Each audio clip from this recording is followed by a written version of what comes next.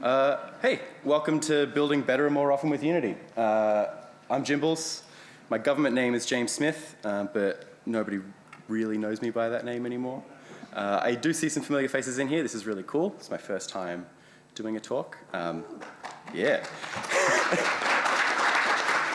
I work at a company called FLAIM Systems. We do like virtual reality, firefighting training software across multiple industries and all over the world.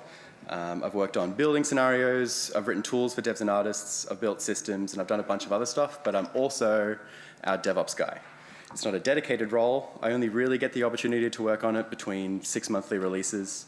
But wrangling our build pipeline is a major part of my job, especially in the lead up to each of those releases. It's simultaneously the thing that devs are the most excited for me to improve on, but the most underappreciated by the people outside of the immediate team. Like, if it's not making content, then what's the point, right? But build problems are way worse if you run into them at the last minute. And getting computers to do all the boring parts of our job is the whole reason we invented them. That and video games. I can imagine a lot of you also don't have a lot of time or money to dedicate a full-time person to this stuff either. If you did, they probably wouldn't need to be here, if I'm honest. I'm just going to be walking through the broad strokes of getting towards a build pipeline that'll work for you within your time and money constraints. The goal isn't to get too advanced, it's to demystify the process so that you can get back to making games. This doesn't have to be an expensive undertaking. Before we got a purpose-built build machine at FLAIM, we were just running our pipeline on a spare dev machine in the office. If we have time, I've got an example version of my Jenkins server just running on a laptop at home. If you're going to do it on a laptop, though, please remove the battery. The deeper into the weeds that we get with this stuff, the more time and money will end up needing to be invested. So I'm just going to follow the different ways that I've added to our process at FLAIM over time, starting fairly simply and building up complexity until we've got some pretty cool automation going on. I just want you to be able to walk out of here with the ability to get spun up quickly and save you time immediately. There'll be a little bit of broad stroke theory where appropriate, a few code examples. Really, I just want you to see how easy it is to at least get started. The world of automation is truly massive. There are a lot of ways to skin a cat. The goal of this talk is just to point you towards a couple things that will give you immediate value in the short term and then build up from there. So here's the basic plan. I'm going to cover building from script, just the stuff on the Unity side that will enable us to do our build automation. It's mostly just some code examples that will get you there. It's nothing too in-depth or specific, but it's a solid starting point. I won't be covering pre- or post-build scripts. That's kind of outside the scope of the talk, but they are amazing time savers depending on your needs. Then we'll be talking about some automated test best practices. You may already be familiar with this, in which case it might be a little bit bare bones, but I know that it's not the most common thing in game dev, at least not in smaller teams, especially since doing them justice does take a lot of time, and depending on your development pipelines, they might not be worth it. Then I'm going to move on to gluing all that stuff together with our automation system. The platform I'm going to be giving my practical examples for will be Jenkins, just because it's free, it's been around forever. You can Google your way through basically any problem. And I'll mention some other services as we go. A lot of the logic will translate to other CI pipelines, no problem. Then, depending on how fast I end up talking, we'll cover a bunch of special source, getting online, which will enable us to do Slack integration, WebSockets, all kind of other fun stuff that makes it more useful and easier to use. So in this section, we're just covering writing build scripts and receiving custom arguments from the command line. To start with, we need to get Unity to do builds from a script. So a CI pipeline won't be touching the GUI at all. Just passing the editor executable a bunch of arguments and letting it run free. So we're going to do everything we would normally do here in the build menu in script instead. Anything you do here can be defined in code. You can target different platforms based on what you're building, automatically change settings and scenes based on those targets and so on. So this is basically all we need to get started, right? It's pretty simple. We're bundling up all our build options and telling Unity to pump out a build for us. It's nothing fancy, it just gets the job done. It's just a C# script in an editor folder in our project. We're building our player options with the scenes we want to build, the directory we want to build to end up in, the platform that we're building for, and our build options, like stuff like release or development versions, whether it's a clean build or not. You can build your addressables in here too if you've got them. It's a good idea to be able to test all the parts of your pipeline in isolation. It's pretty annoying to have to wrangle Jenkins and the whole shebang just to check one method. With Unity, it's pretty simple because we have the menu item attribute. We just seed all the values we want to test and kick it off locally to make sure we're not getting any weirdness. And then we'll write a more extensive build function that'll check for command line arguments and stuff to actually get called from Jenkins. The build player options won't actually be populated with scenes we would have selected and enabled in our build menu, but we can get their paths pretty easily just in a static function like this. You don't have to take your scene list from here. You can store scene references in a scriptable object and pass in different lists from there depending on whether or not it's a demo or release or a test build. Defining different output under different circumstances is where automation thrives. It creates a single source of truth that can reduce human error. So let's write a build script that Jenkins can call. This doesn't look too much different from the generic build script from earlier. We're just calling our bash build function. It's a public static void. You can get Jenkins to decide where to build to and what platform. Unity's only job is to do what it's told for once. Unlike calling it from directly in the editor, though, we can't switch build platforms from within this function. Since we're deciding the build target when we load into the editor from the command line, it's just going to be running this editor code and trying to set a new build target while it's running, which will require recompiling, so they just disable that ability. So since we're loading in and defining it there, we're just going to use the active build target instead.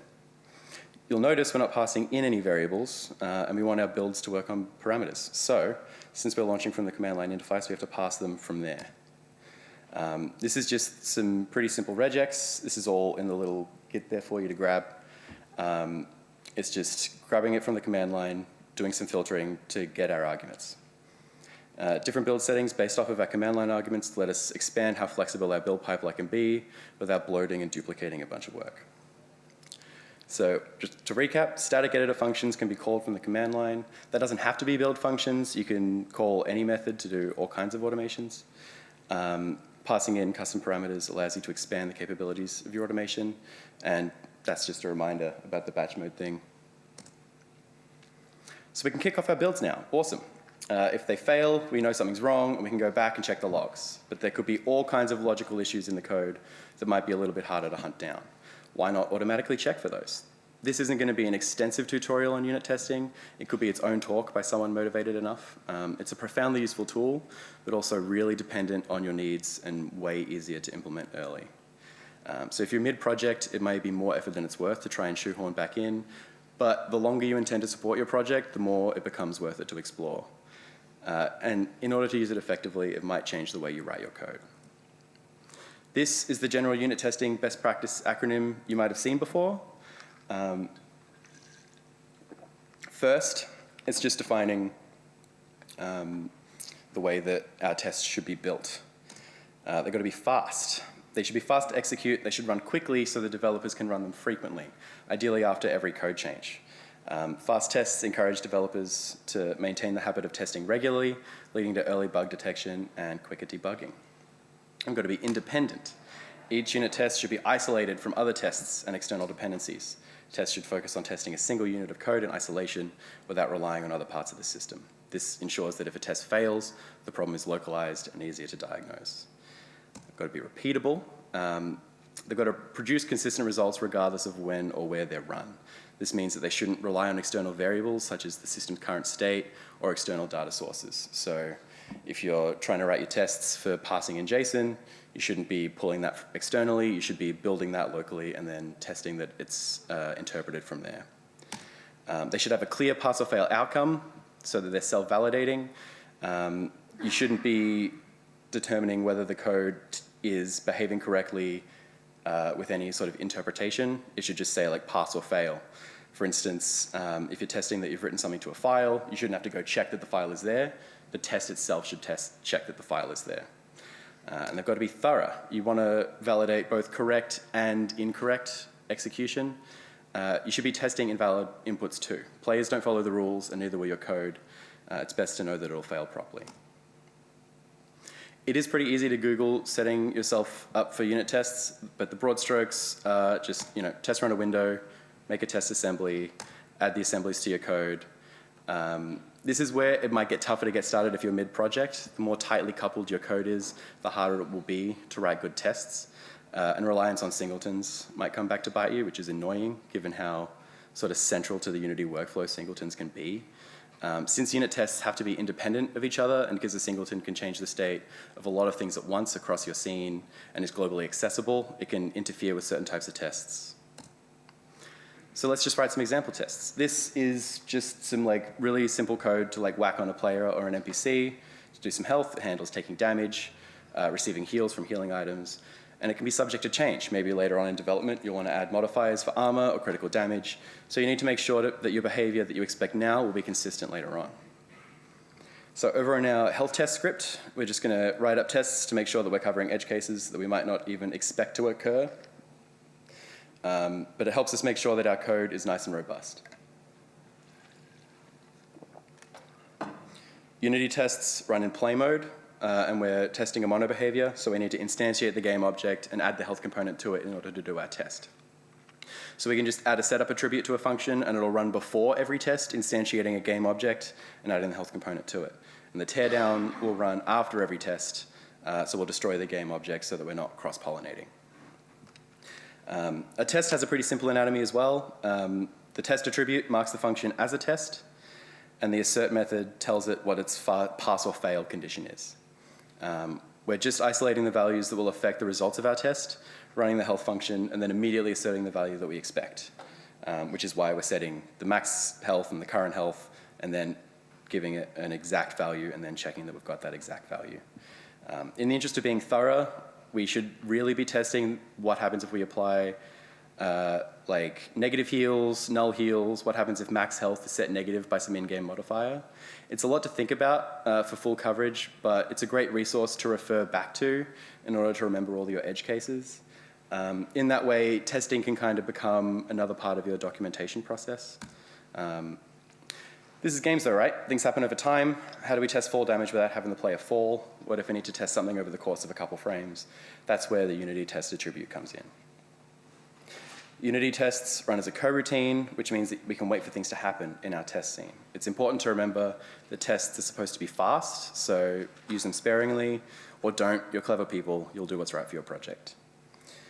Here, we're doing a test of the player as it's set up in a prefab. So we're going to do a one-time setup that'll just get the reference to the prefab in the resources folder, and then to spawn it and despawn it, we'd use the setup and teardown like before.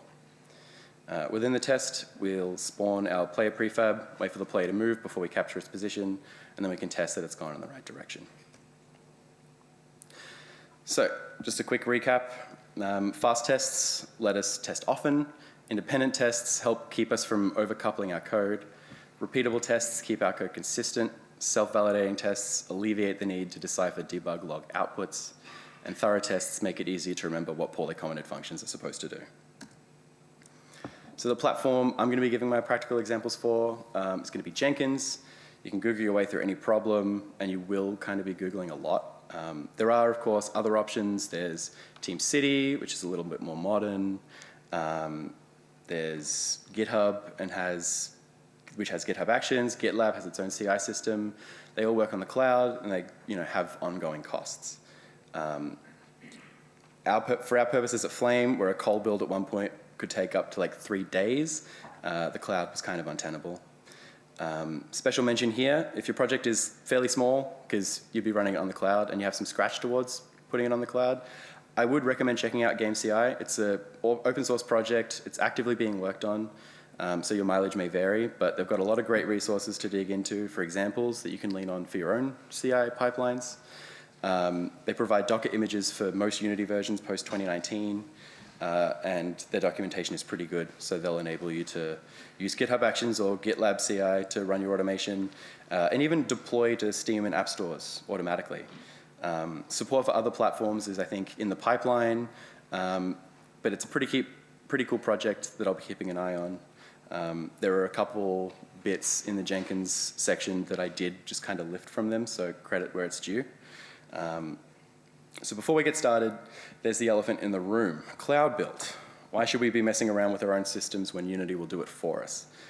We used cloud build in the early days, but as our project size inflated, the build times got longer and longer until eventually they couldn't support projects as big as ours anymore.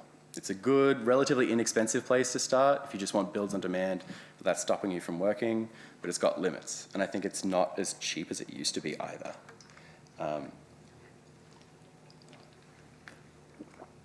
Yeah, you can't really set up any post-build pipeline stuff except for editor scripts and a couple webhooks. You're stuck with Unity servers, which, whatever speed the Unity servers decide to be that day. Our local build times have always been faster, categorically. If you have any build issues, you can't really do a lot to solve it if it's a problem on their end. You can't build for all platforms. I don't think they can do consoles. And the longer it goes for, the more it's going to cost you. So now we get to the fun stuff. This is the bit where we talk about Jenkins and messing around with shell scripts and stuff. We're going to run through running the Unity editor headlessly, bash scripts, and then just a light mention on some Unity license wrangling. And then one tiny section which I call arcane knowledge, just because I've been doing a lot of my stuff in Windows, which, it's great because there are a lot of spare Windows PCs lying around, but so much of CI is done on the cloud, on like Linux systems, and there's a bunch of weird arcane nonsense that can get in your way. Our CI pipeline can be as complex or as simple as we want. This one is pretty light, but it gets the idea across. Our pipeline is broken up into multiple stages, and each of those stages can have multiple steps. I've condensed the steps further by putting them in to shell scripts that'll actually run the automation. There are way more steps you can add. You can have a cleanup stage, for instance, that'll zip the project, stick it somewhere to leave your build machine free to do more builds, and all kinds of stuff. But this will get us started. All we're doing here is pulling our code from our repo, running one bash script to do tests, running another bash script to do our build.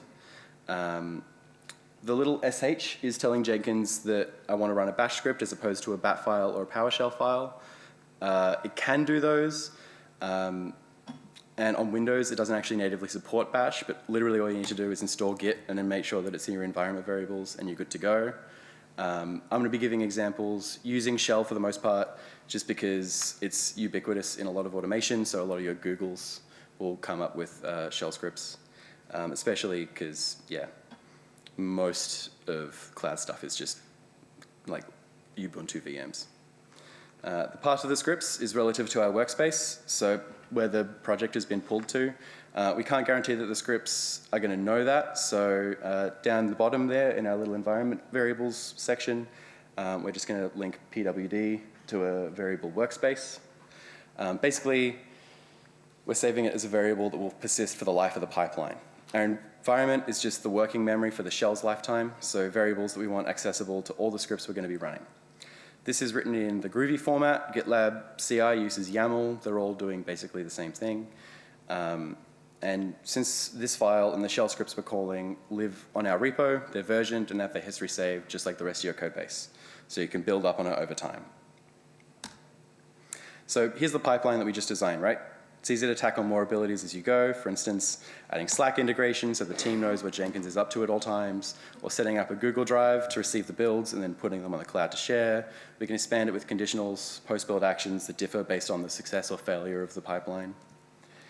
So this is our first bash script, and it's going to run our tests for us. I'm mixing and matching some stuff here just to make it readable, like the test platform and the project directory and stuff. There's meant to be an underscore there, but it doesn't render for some reason. Yeah, those will live in the environment variables generally. Those backslashes there next to the big chunk there, they're just separators to make it readable as well. Basically, we're just telling it to, we're giving it a file to log to, telling it to run our tests in batch mode, which suppresses pop-ups and stuff and tells Unity that we're running in the command line and no human interaction is forthcoming. In no graphics mode, which will stop the GUI from opening up because we don't need any graphics getting in our way, and then telling it where to print the test results and what platform we're testing. Unity doesn't log to standard output by default when it builds, so we have to make a temp file, and then the tail command down there will print the log file to standard out so that we can view the log in the console on Jenkins, which is great for working out when builds have failed and seeing where your build is at in real time. We have to make sure that the path to the Unity executable has quotation marks around it so the computer isn't confused by the space in program files, thanks Windows. Some handy bits of shell scripting that I've listed off on the right there. The little @ symbol It's basically saying that we're going to run that process in the background, so the shell script isn't waiting for it to finish, and then we make sure to save the ID of that process so that we know when it's finished. We wait for Unity to finish, grab its exit code, that's what the $? is for, and then kill the tails process since we don't need to read the log anymore. Obviously, there should be some more cleanup. You should remove the temp file and stuff, but I'm not your dad. You can leave some Legos on the floor if you're sure nobody will step on them. Our build script looks a bit shorter, doesn't it? Well, not quite. We're just offloading most of the work to even more scripts. You can see the source command, which is basically going to treat the output of that script as an argument in this one. The find Unity script is the thing I lifted from GameCI. It checks the project settings file in our Unity project, and it'll get the path to that Unity install for that version. It won't install it automatically or anything, although it definitely could if you're brave enough. And it'll export that as just Unity executable, and then, hey, if it fails, we know that we need to install a different version of Unity on that machine. So that's nice. The full script is on the repo link there, and also it belongs to GameCI, so you can pull it from their repo. It's all open source again. All these exports are defining the variables the same way as before, but making them available to the build script /ci/build.sh that's actually going to be doing the work. Again, you can parameterize a bunch of these as environment variables from the Groovy script, and then you're only using this script to handle that, and then the actual build script is safe as a separate chunk of code. Our build method listed there is the name of the Unity script we wrote to handle builds, and then the name of the static function that we want to run to do it. This is just a snippet of the GameCI thing. Super cool, handy if your team is prone to upgrading Unity versions fairly often. So here's the big one. This is the build script. Most of this will look fairly familiar based on what we learned from the other one. We're calling Unity command line in the same way. We're printing the console in the same way, making sure that even though it's a variable, we still add our quotation marks so that it treats the path as a single string. There are a few little additions we can talk about though. Right up top, you can see the little set X. That's just a handy debugging thing. It'll print the shell commands to the console as well as the output, so you can leave that there or comment it out depending on whether or not you're writing a pipeline that is broken. The trap there as well is basically setting up a listener for if there's a signal interrupt, which is the equivalent of like a Control-C in the terminal or a terminate signal that's been detected externally. This is what will let you cancel a build if it's doing something funky or holding up your computer, or you just want to stop a build early because you pushed something that makes the current build kind of irrelevant. It's listening for any kind of interrupt from Jenkins or the system, and it'll run a kill on all the running processes and help it fail gracefully. Then the make directory thing there is just making sure that the path exists. -P just makes it include all parents, so we can create folders and subfolders to complete the path. Then we're going to call the Unity editor with the parameters we've specified. The big difference from doing the tests is we're using -execute method and calling the static function that we specified back there. So yeah, running Unity builds on a single machine, all you really need to do is ensure that you're logged into Unity Hub on that machine, and it'll take care of itself automatically. If you're distributing across multiple machines, then you'll need to add a step to apply a license and then make sure that it releases it afterwards so it can be used again. It's pretty simple stuff. It's okay documented on the Unity side. It's just worth keeping in mind. If you're looking to use automation and integration a lot, Unity does have a product called Unity Build Server, which you run on another machine on your network, and it'll just manage floating licenses for you. It does make it a lot easier to manage in bulk. So yeah, Windows is wild. If you install something as a service, which is how Jenkins wants to be installed, it gets given fewer resources because it's considered non-interactive. This will cause Windows to give it more limits on resources and even stop it from connecting to shader compilation threads and UV unwrappers. So pro tip, just disable the service from auto running, write a 2-line bat file to call the start command of the service, and then put a shortcut in with administrative privileges just to run the 2-line script. It takes too much Googling to get to that. So this is what made me think that I should write this talk. So yeah, quick recap. CI tools are just interfaces for executing scripts. The Groovy pipeline is just the glue between those scripts. And just as a reminder, you can automate as much as you want, but it's important to find the balance between manual work and automation. Some stuff is fine to just do if it's only once or twice, but if you find it happening more and more often, then it's more likely that you'll want to give it a go and try some more stuff. So now that we can automate our builds, we don't have to stop there. We've established now how to build automatically and set up tests, and Jenkins can chug away doing that on a schedule as much as it wants. But where is the fun in that? I'm not going to run through all of those. These are just some ideas to get you started. But first off, we will look at getting online. When you install Jenkins on a computer that's just lying around, the only way to access it is just via localhost. That's fine if you have direct access to the machine at all times, and all you need to do is build without taking up your dev PC. But things get a lot more powerful when we can access it from the web. We can kick off builds remotely, tweak the pipeline, or build different branches to test features while working remote. We can set up a hook to detect when changes have been pushed to our repo and build immediately, post build project progress to Slack, log in with OAuth, and more. Don't mess around with port forwarding when tunneling services like this exist. They even let you have a static domain for free now. There are other ones. There's Cloudflare Tunnel or FRP. There are a million other ones if you just have a quick Google. But I like ngrok. Their docs are great. There's a lot of really good out-of-the-box authentication you can add. And once we've installed it, all we have to do is this, and then we're done. We're just telling ngrok, hey, Jenkins is running on port 8080. Let me access it from this URL, and then all of our extensions can run through that. Long term, you can add it as a service as well, so it'll start up when your computer does without any extra input. And that is also super simple. There's just a config file and then a console command to add it to your services. It's possible to have Jenkins scan the repo for changes regularly, which is a little resource intensive, but doable. But now that we're connected to the internet, we can subscribe to webhooks and get informed immediately. Depending on the size of your project, building every time there's a commit might be a bit intense, but you can add rules for tags or listen for commits on a specific branch. For GitHub, that just means we need to get an access token for a webhook, and then use that access token as a secret in the credentials manager, use it to configure the GitHub server in the Jenkins system settings, and then add the webhook URL to GitHub so it'll send the data each time there's an update. And then, hey, look, we've created a relationship between them so that we know when we push changes to that branch.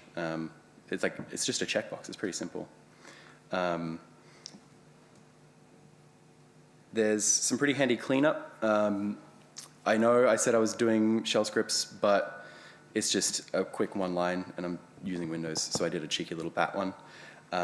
7-zip has a really easy command line interface, so in order to save space on our build machine, we can just run a little line to make it easier to distribute builds. We can zip up our project, put it on just you can do a Synology sync if you have a NAS and you want it to be a little bit more local, or you can whack it up on OneDrive or Google Drive, anything that syncs that files. It's really simple. It helps you distribute builds to whoever might need to see them, mostly hands-free, and it's automatically backed up, which is nice. You can also add other groovy steps for just informing the Slack that you started a build, and do another conditional one for a failure and tell them, hey, I've done a broken build. You can even do custom emojis, which is fun. So we can do questions if there are questions, or I'm pretty sure I still have a connection to the internet, so I can go to the Jenkins file server that's on my laptop at home, and we can have a dig around if we want. It's up to you guys. I have a question. Mm-hmm. How do you need to spin up different operating systems to do different builds? I know someone has a problem building Mac on PC, or at least I have that problem. Yeah. Do you build PC or Yeah, at FLAIM, since it's a pretty locked down ecosystem, we only actually have to support 3 specific computers. Just whatever computer they put in the FLAIM trainer kit for that year. I didn't cover other agents and build nodes, but they're actually pretty easy to set up. Jenkins has a pretty simple system for install it, and it'll basically say yep, I can connect to Jenkins over the web, so you would have a parent that'll just tell other things what to do. So yeah, you would need a Mac, I would pretty much assume, yeah. I think we have a mic that we have to use just for the recording. Hi, so you said you do like XR stuff as well. Yeah. And we've just run into problems with like Unity. Like, do you guys do any Unity tests sort of stuff for like interactions and that kind of thing? Or just because we found that really hard to simulate or figure out how to do? Yeah, I mean, that's kind of the hard part with isolation once you're trying to deal with like a bunch of things at once. Like Unity tests do just run in like a generated scene. It makes a scene and we'll put the stuff in that you tell it to. It might get a little bit finicky because you'll probably just have to like pass in the exact transforms of like the raycaster and then like place in the object that is meant to be interacted with and see what it'll do. It definitely gets tougher the more like complex and high level you go. So do you guys do any of that stuff? Or? Not really. It's mostly to just manage our FLAIM sim, make sure that we're not like, you know, making a quick change and then finding out that cardboard is actually super durable and steel is highly flammable. All right, thanks. No worries.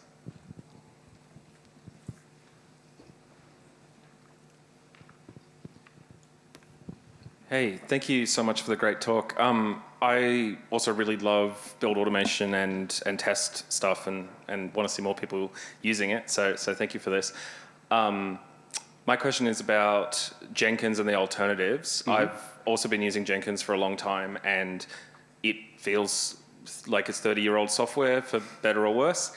Lots of other options like the ones you mentioned that seem really cool, but it's really hard to justify making the switch when there are so many unknowns, and Jenkins does just work. I'm curious about your experiences. Like, are you still basically using Jenkins? Have you had the same problems about not being able to justify switching, or is there anything else that you are currently transitioning to or wanting to use more? Yeah, Jenkins does just work, which is why it's kind of hard to switch once you've kind of like settled into that pattern. GameCI is really interesting because they have some half-written docs on self-hosted runners, which is the GitHub version of like the cloud version. You can actually set up local machines as cloud runners. So you can go have a go at that, but it's still not fully complete. And often when it's like, hey, we've got to build in like we have a release in like 3 weeks, it's probably just best to, you know, not rock the boat. So I haven't done a huge amount of exploring, but I do want to dig in more to the GameCI stuff. Let GitHub do all the work for me.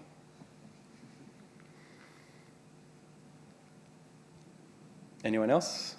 We all good? Hey. Some time to get a drink of water before the keynote? That's not so bad. Thanks for coming, everybody.